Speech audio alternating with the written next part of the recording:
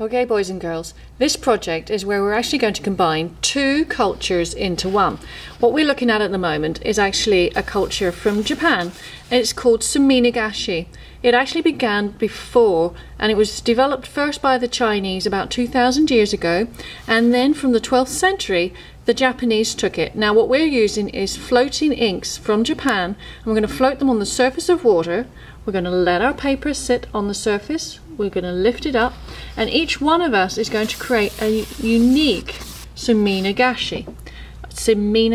Okay, so I'm going to put that to the side. Next, we're going to combine that with a mosaic design. And mosaics are an artwork made with tiny tiles of clay, stone or glass, and the pieces are made to be placed side by side with spaces in between, and it creates a picture. Now we haven't got glass or stone or clay to do that today. What we've got are these lovely tiles that actually look like stone. So this is what we're going to be using. You have a choice now of 4 images that you can use to do your mosaic. You can use a butterfly, a lizard, the fish, or the flower. So any one of those is your choice. I'm going to start and just demonstrate to you how to do the fish. Now every one of these little squares fits perfectly in there. Now when you do your mosaic, make sure that you don't put all the tiles the same.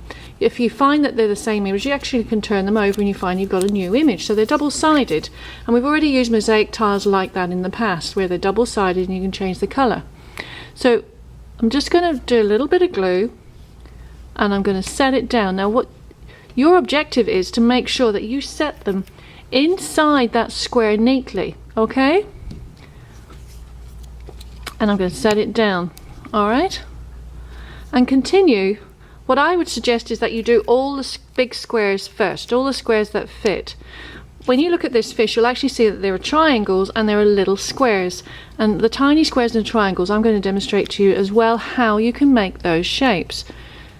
Alright, I'm going to continue that later. But to get those triangles, there's your tile, okay? And you're going to need a pair of scissors. If I just set that there. And if I go from one, I'll just bring this up closer to show you, from one corner to the other at a diagonal, and I cut, I end up with 2 triangles. You can see them there, okay? When I put them together, it makes the square again. So there's my 2 triangles. Now for the other part where there's the smaller squares, I just need to cut up the middle. So I make 2 rectangles. I'm going to take one of those rectangles and I'm going to cut it in the middle again. So now I've made 2 little squares. If I bring my fish back, you can see if I had glue down there, I'd put my little square there and my little square there, and I would actually need 4 more there for the eye and a couple more for the tail, and I'd need more triangles for the fins. But just to demonstrate, I could put the 2 triangles that I've already cut there and there once I've glued them down. Now boys and girls, when you get this whole image filled with those stone mosaic tiles, you are then going to cut it out.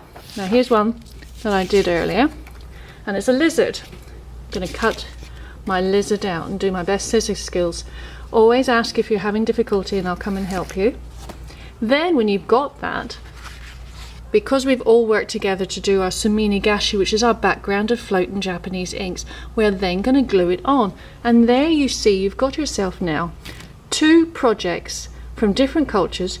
This one's from Rome and from the Roman mosaics, and this one's from Japan, and we're putting those together and we get a beautiful design. Now remember, you can use the butterfly, the lizard, the fish or the flower. Okay boys and girls, let's go and make some art.